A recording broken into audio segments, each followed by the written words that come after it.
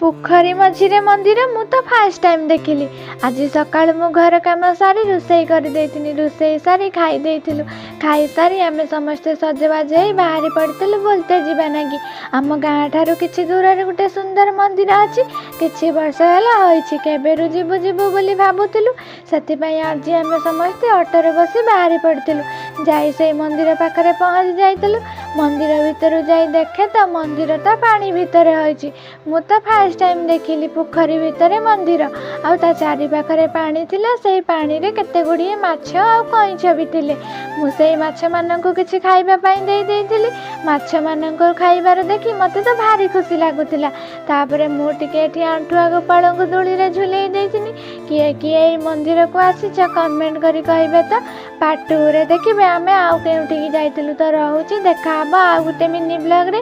Video भल लागुतिले like comment subscribe करि देबे। रहूची जय जगन्नाथ।